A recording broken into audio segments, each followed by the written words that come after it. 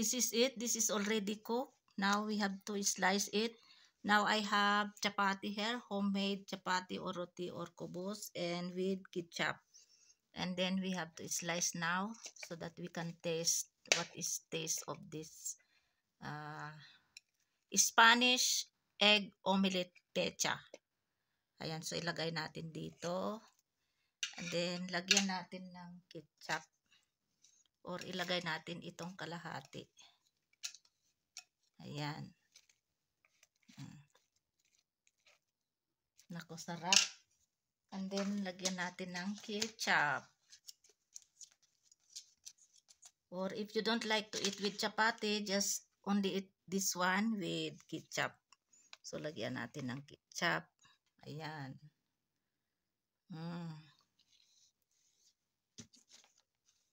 So, tikman na natin kung anong lasa.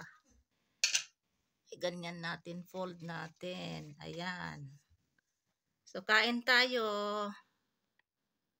Assalamualaikum everyone. Today I'm going again to make a new recipe. So I have 3 pieces of eggs here. This is organic eggs. And now we have to put this salt, 1 teaspoon of salt and pinch of black pepper powder. And this is fresh coriander leaves from our garden.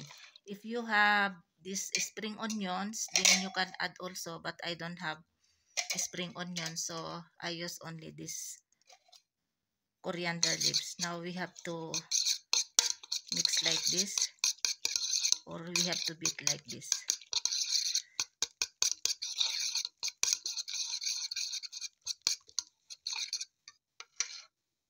So we have to saute these onions and garlics. So oil is already hot. Now we can put now this chopped onions.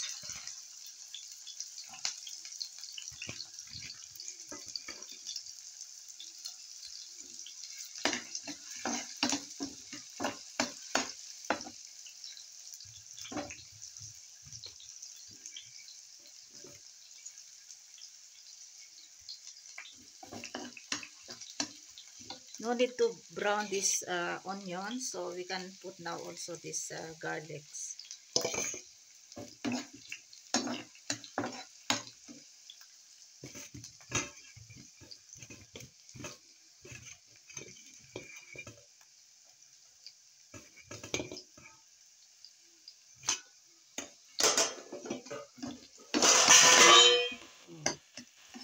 Hulog yung plato na steel.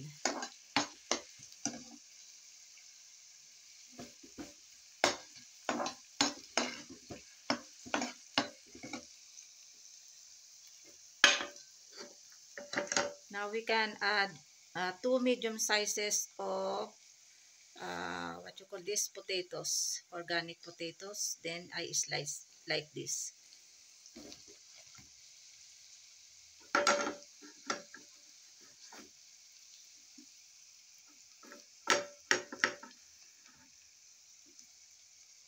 And then put salt, 1 teaspoon of salt. No need to put black pepper because I already mixed in eggs. So just only salt I put here.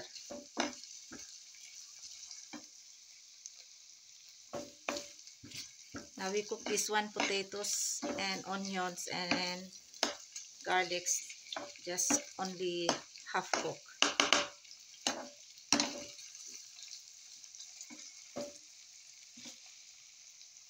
Now it's already half cooked, this one, so we have to turn off now the flame. And then we have to put this one here in, mix eggs with coriander leaves. And then like that.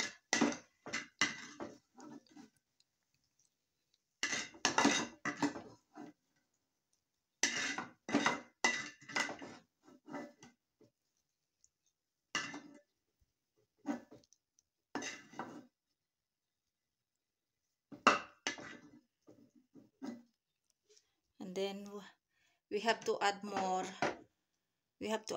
little oil here, because we have to add more little oil here.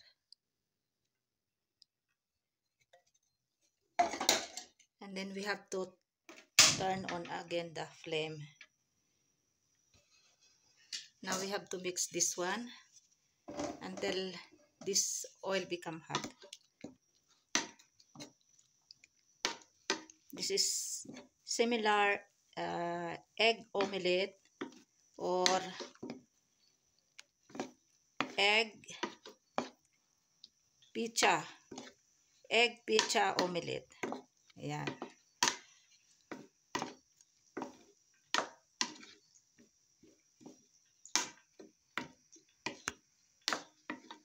This is good for breakfast, for snack or merienda, or you can make this one also for pang-ulam o kaya viand.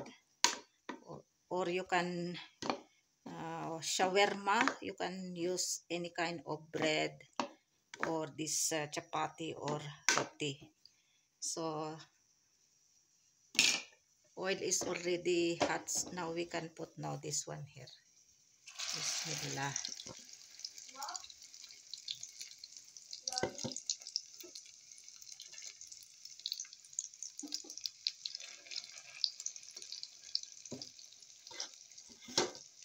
Now we have to wait this one until cook, and then we have to change side. I already turned side, so I think this is already cooked also. So both side is already cooked. Now we have to turn off the flame. Ayan, tikman natin itong aking ginawa.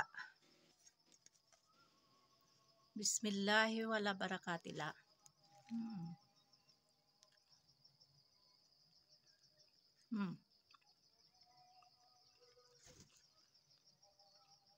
Masarap. Parang shawarma.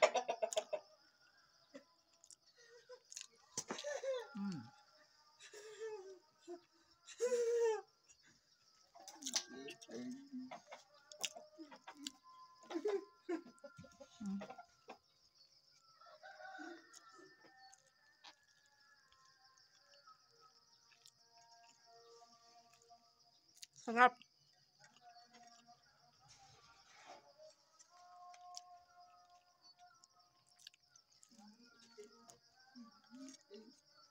Pwede pang breakfast, pang lunch, at saka dinner.